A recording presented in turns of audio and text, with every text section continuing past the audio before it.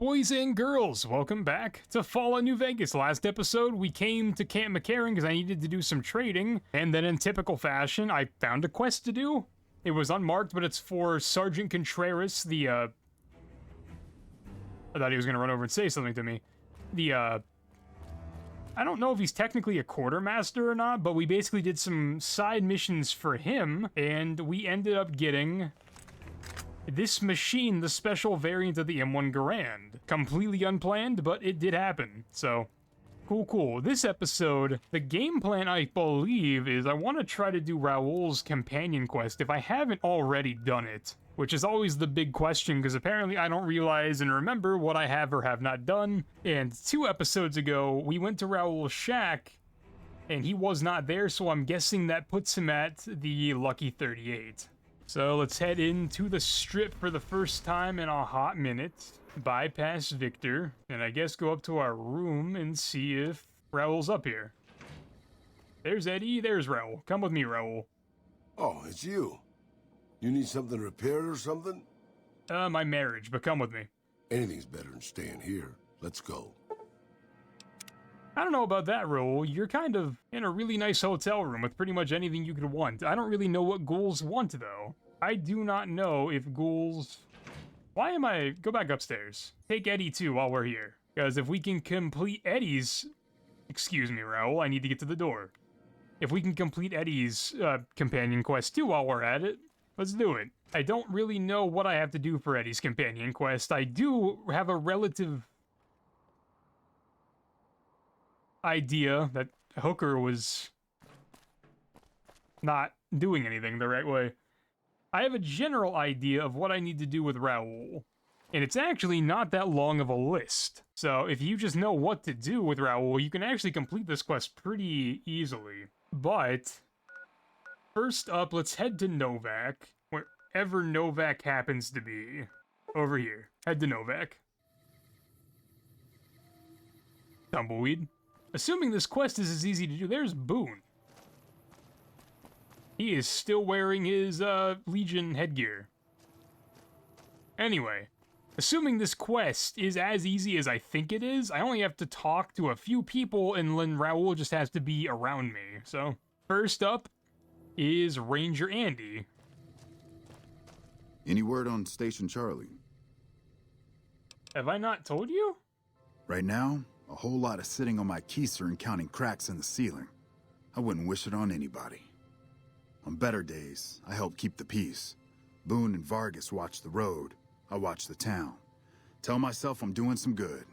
I don't know if I can get the dialogue again with Andy. There's also a chance I may have already gotten the dialogue, and Raul was here with me.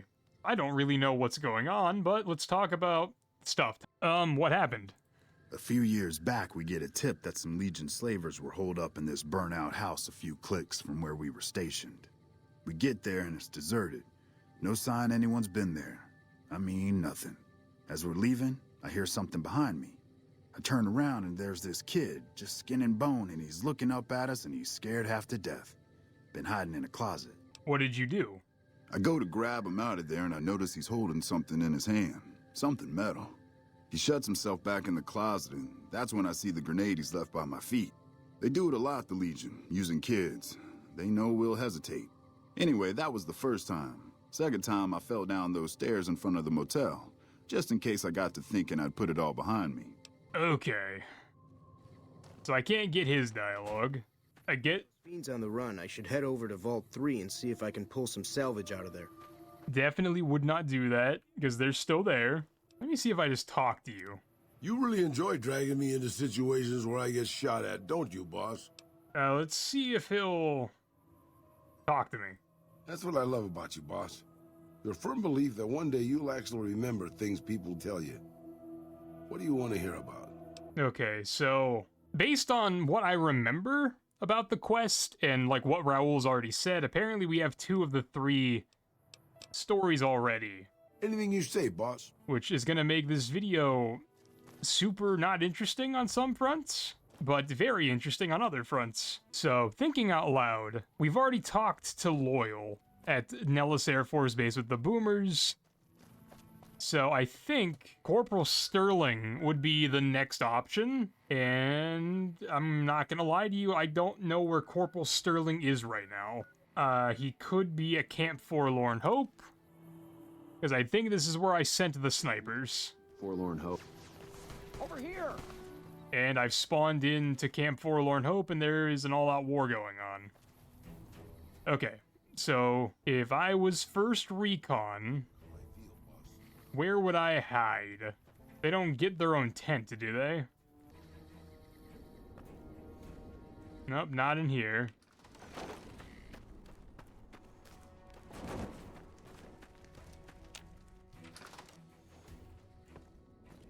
Oh, they're in the barracks. Okay, where's Sterling?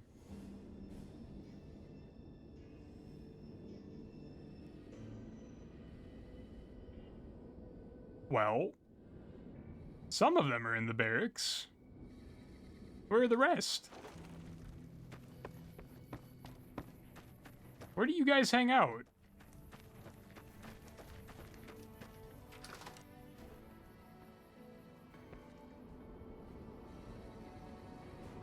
Sexton, Trooper.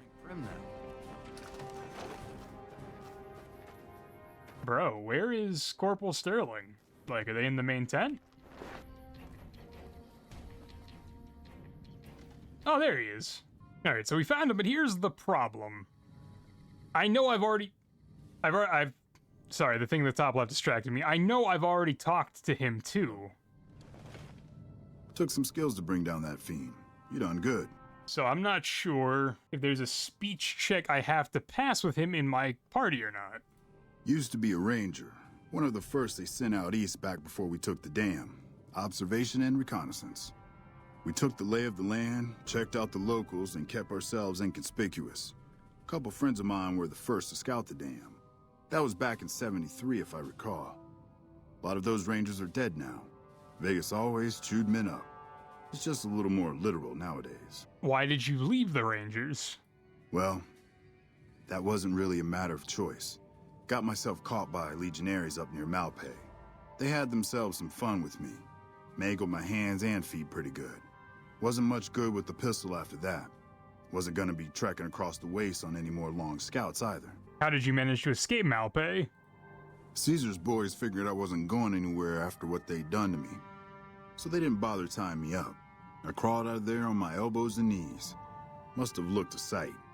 Then I rolled down an embankment into the Colorado.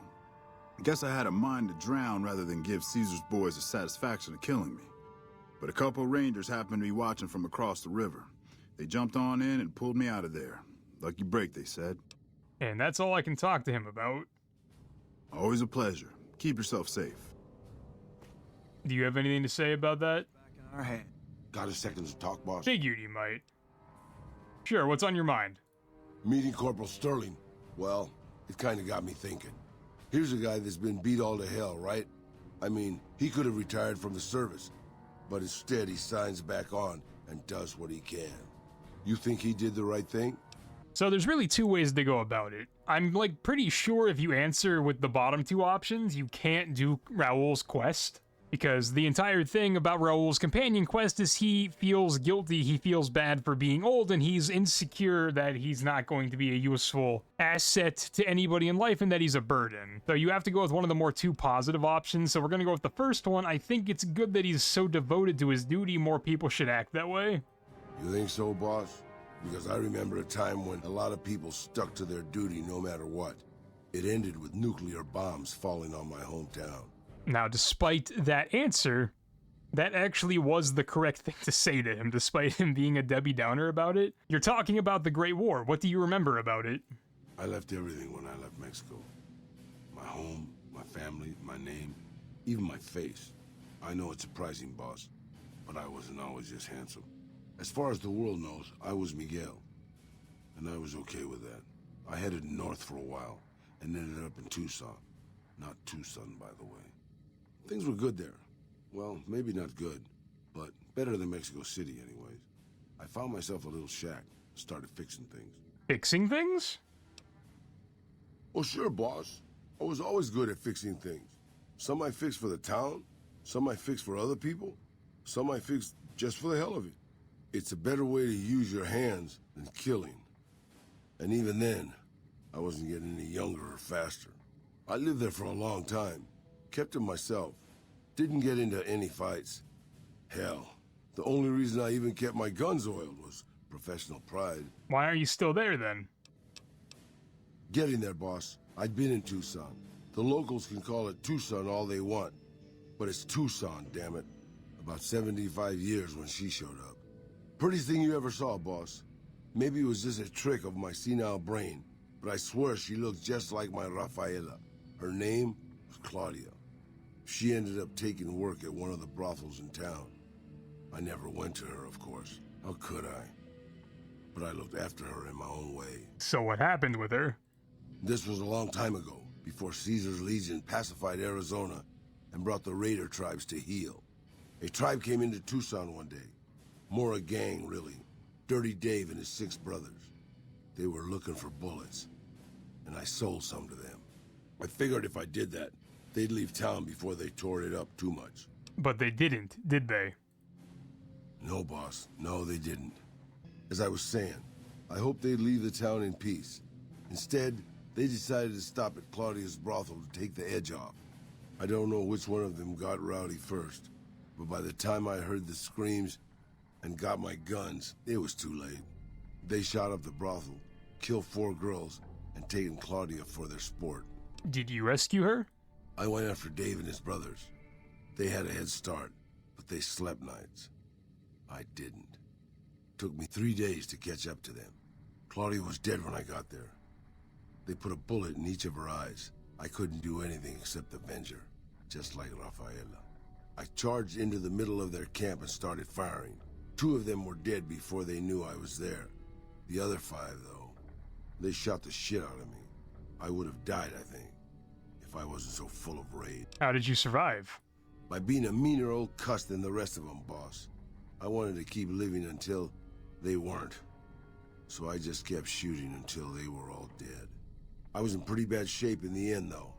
I don't know how long I laid there, with the sun baking me and the buzzards chomping at me. Eventually, I got the strength to start moving. Some long time after that, I managed to drag my carcass back to town. What happened then? When I recovered, more or less anyways, I left Tucson and headed west. I ran into Tabitha at Black Mountain, and well, the rest you know. I swore I was done with the gunslinging life. I was too old, too slow, and too beat up to protect anyone anymore. I thought I was done forever, but after traveling with you, I realized I've always had my doubts. Doubts? About what? About whether I still had what it took to carry my pistols proudly, to use them to do what's right. And now that I've been traveling with you for a while, you made me realize that I could still do that. Maybe I'm not as tough as I used to be, but my brains can make up for that. And my hands are still quick enough. It's time to put the guns back on. And so this is where you get the choice if you do Raul's companion quest and get to the end, which this is the end of it. If you take the first option, I think that's a great idea, Raul, and I hope you'll put them to good use with me. I don't know exactly what the buff is, but he becomes better at shooting, or something along those lines. Alternatively, if you pass the speech check of 66, I don't think that's a good idea. You should focus on your mechanical skills instead. The perk you get is based on, well, his repair skill. He becomes a better mechanic, he becomes a better traveling repair kit. So it affects the perk you get. One is more gun shooty, one is more mechanical. I'm gonna go with the gun shooty one because it's just cooler, in my opinion, and it really doesn't impact Raul's ending that much. I could be totally wrong, and if I am, someone will let me know, but I don't think it impacts it negatively, at the very least, so we'll go with the top option. You can bet on that, boss. Raul has gained the Old Vaquero perk, which increases his rate of fire with the revolvers and lever-action firearms by 33%, so he shoots faster. That's what it is. And then he gets a new outfit. So the trade-offs there are, 1, he becomes better in combat, or alternatively, he becomes a better repair bench. But I also have Eddie, who is a floating repair bench. And then, just because I didn't do it in this episode, I will tell you guys how to get the other two. Bobby almost makes you wish for a nuclear winter. I didn't ask. The other two dialogue options... Okay, let's go outside. I forgot NPCs talk whenever you don't want them to. So, the other two dialogue options you need, we already talked to Ranger Andy, but we found out we'd already talked to him. So if you talk to Ranger Andy, you get one of the dialogues. If you talk to Loyal at the Nellis Air Force Base, you get the other dialogue, and then the third one is Corporal Sterling. For me, he was at Camp Forlorn Hope, because this is where I sent him after I did everything at Camp McCarran. Otherwise, he would be stationed at Camp McCarran. It doesn't matter which order you do them in, you can do either NPC in either order, and you'll just get the dialogue stories in order. So you just heard the final of the three. Right now, I'll go through and listen to the other two. Tell me your stories. That's what I love about you. So we listened just now to The Girl in Tucson. Let's talk about Hidalgo Ranch and the Great War. I grew up in a place called Hidalgo Ranch, just outside Mexico City. It wasn't much, just a bit of a farm, with a house for 3 generations of Tejadas. I wasn't the best behaved kid.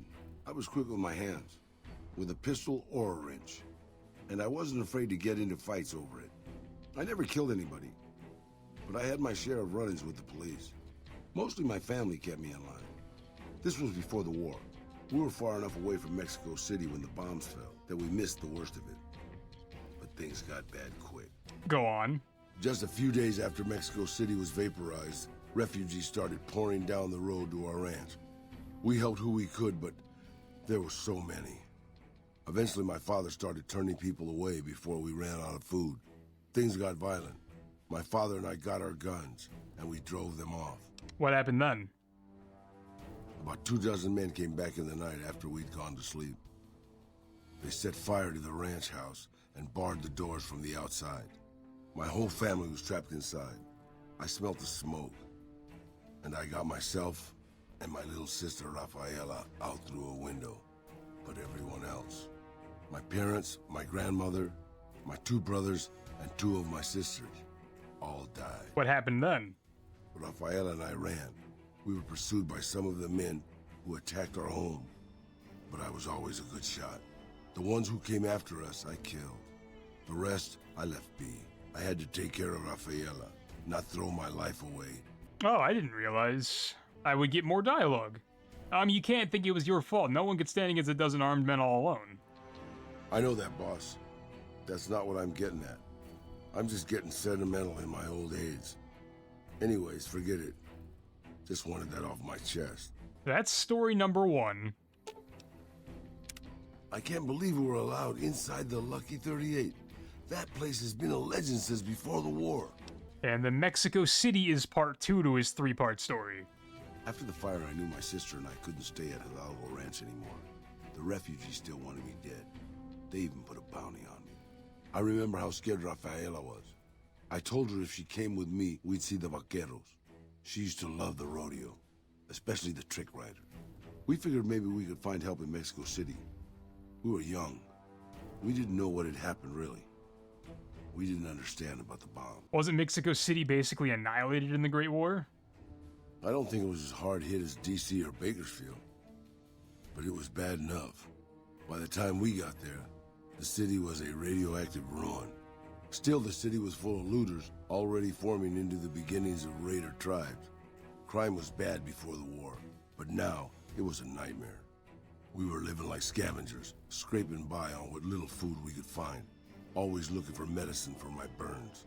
And then, of course, the radiation started to kick in, turning me into this handsome devil you see before you. That sounds pretty bad. You're a poet of understatement, boss. But there were moments it was almost worth it. I still remember finding that novelty costume shop. I was just looking around for something I could slice up to wrap my burns when I saw the vaquero outfit hanging on the rack, like it hadn't been touched. I took it, not like anybody else needed it, you know, and wore it back to our camp. Rafaela laughed, for the first time since the bombs had fallen. Wasn't it dangerous to be dressed up so noticeably? It was. I started to build up a legend. Sometimes it headed off trouble, but most of the times it just started more. Young punks looking to prove themselves would come looking for me, but my eyes were sharp and my guns were quick. For a while, it seemed like we might even survive there, until Rafaela. Go on, what happened to Rafaela? She went out to find some food one day. I was sick, so I stayed at our camp. I guess it must have been the beginning of radiation poisoning. Anyway, it was supposed to be safe, but some raiders happened to pass through where she was scavenging. I won't speak of what they did to her. When I found her body, the only way to recognize her was this funny little scar on her knee from when she was a little girl. That's terrible, Raul. Terrible doesn't begin to cover it, boss. I let my whole family down. First the ranch, now Rafaela. I was the last Tejada. I guess maybe I went a little crazy then. I took my guns and went back to that market. I didn't have many bullets, but I had enough. After the raiders were dead, I salvaged what I could from the store. I was tired. I just wanted to be alone forever. So what did you do? I left Mexico City behind. I made my way out to the Gulf Coast. Eventually, I found an old Petro Chico refinery nobody had claimed. I stayed there for a little while, and I thought a lot about my life. I thought about the guns I'd lived by and what they'd gotten me. I decided my guns hadn't gotten me anything, and it was time to give it up. I took off the old vaquero outfit and put on a Petro Chico jumpsuit. The name tag said Miguel, so I started using the name myself. Eventually, I made it to Arizona. That's another story, boss. And that is where that story ends, and it'll lead into the one that we talked to about after we talked to Corporal Sterling. For as much of a good character as he is, and for how in-depth his backstory is, his companion quest, relatively speaking, is super easy to do. Assuming you've already been to the places you have to go. Because Ranger Andy is in Novak. You get to Novak super early in the game because you're forced to go there. You're pretty much forced to go to every place that these people are at, which makes the side quest not really hard to do. Because with Boone, you have to get Boone points. With Arcade, you have to get Arcade points. With Eddie, I don't know where he's floating currently, but I honestly still have no idea what to do about Eddie's companion quest, so I'm gonna have to look that up in between episodes.